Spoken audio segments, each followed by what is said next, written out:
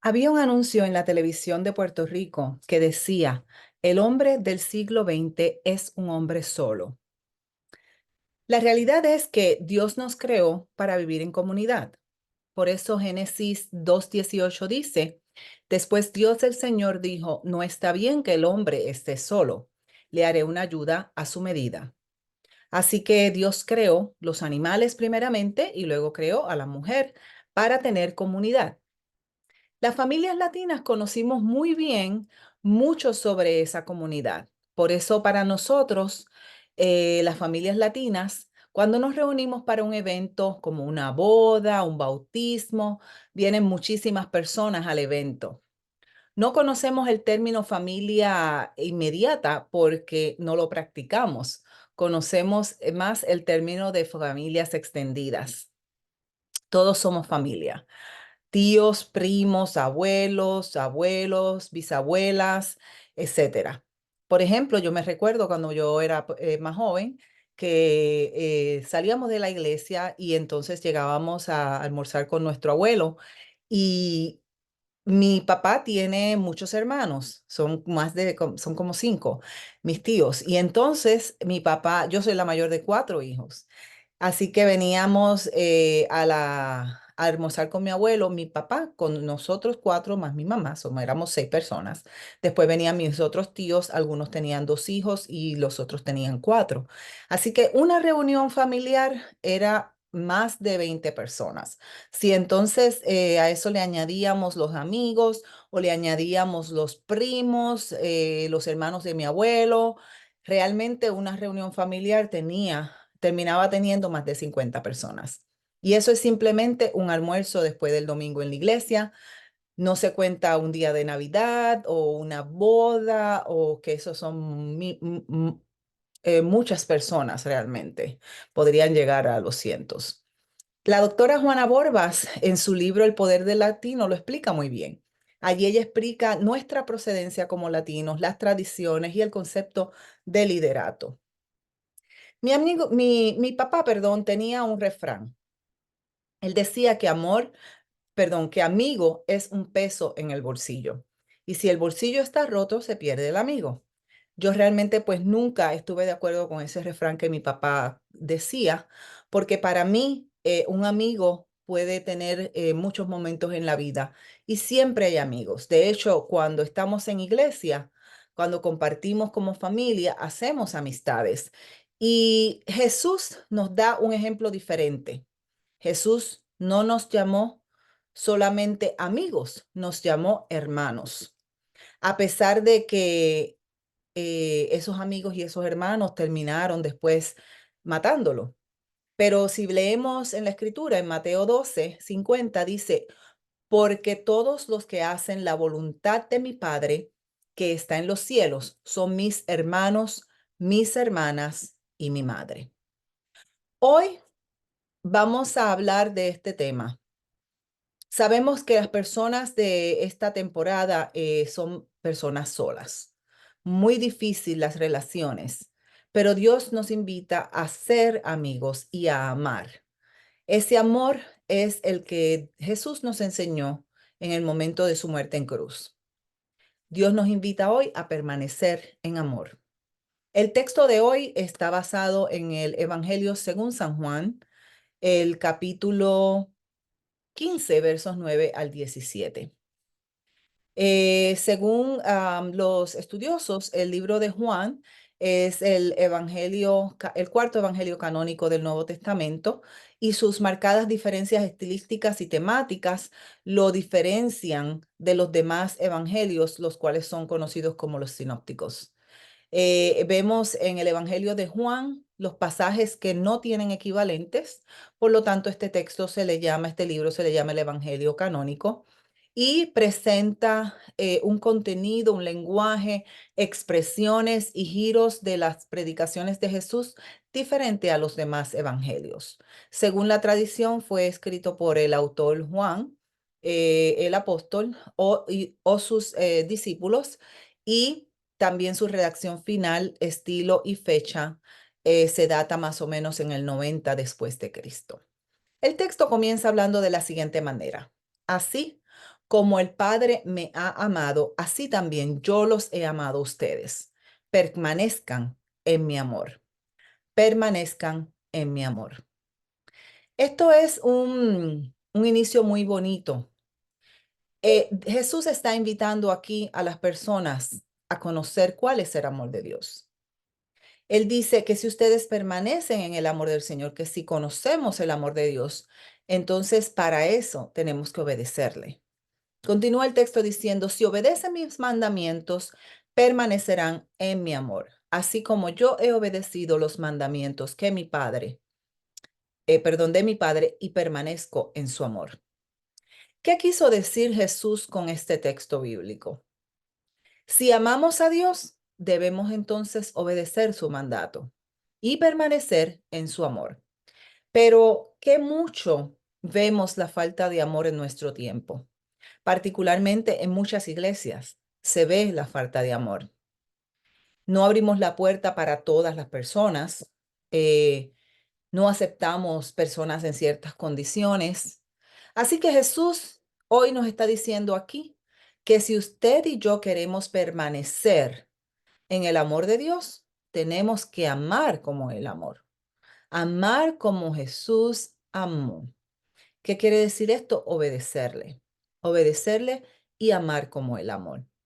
En estos días he estado leyendo el libro Conoce la generación Z, entendiendo y alcanzando el nuevo mundo de postcristianismo, y es el libro escrito por James Emery White. Y desafortunadamente, aquí en este texto, en este libro, podemos conocer un poco de las características de los jóvenes y adolescentes de nuestro tiempo. El concepto de iglesia para ellos en este momento ha sido uno que ha sido manchado. Ellos ven en la iglesia que no hay amor. Por lo tanto, desde los mileniales hasta la generación Z, que vienen a ser los hijos de los mileniales, ha permanecido que ellos han hecho huelga en contra de la iglesia en general. Jesús nos invita a volver a amar como Dios amó, a vivir en ese gozo, en esa alegría, más allá de la alegría que nosotros podemos conocer, para que entonces nuestra alegría sea completa. Dice el texto, estas cosas las he hablado para que mi gozo esté en ustedes y su gozo sea completo. De modo que para que nosotros estemos alegres, para que podamos conocer lo que es el gozo de Dios, tenemos que obedecerle. En este tiempo en que la generación Z ha hecho huelga a la iglesia, tenemos que entender esta generación para ver en qué manera nosotros podemos enseñarle ese gozo, enseñarle ese amor. Yo recuerdo hace un tiempo atrás, mi sobrino, mi hermana vino a vivir con nosotros un tiempo mientras se establecía en la zona, y mi sobrino tenía 5 años. Mi sobrino pertenece a la generación Z. Mi sobrinito estaba, era tan inteligente, y esto es una característica de la generación Z, del grupo de los adolescentes. Hoy día son adolescentes. Yo recuerdo que ellos tecnológicamente saben mucho. Entonces, este muchachito a los 5 años me vio a mí abriendo mi teléfono. Mi teléfono en esa época, ¿verdad? No se utilizaba como hoy, que se usa la huella digital o la retina para abrir un teléfono, sino que usábamos un número o la forma de una letra. Y entonces él me vio abriendo mi teléfono, y más tarde, como un par de horas más tarde, lo veo yo jugando en mi teléfono. Y yo le dije, ¿quién te enseñó el número, la clave para entrar? Y él me dijo, pues yo te vi a ti entrándola, pero yo estaba lejos de él, y el número yo lo entré sin que él se diera cuenta. Él pudo ver dónde yo marqué el dígito, y a sus 5 años abrió el teléfono y comenzó a bajar juegos en el teléfono y a jugar.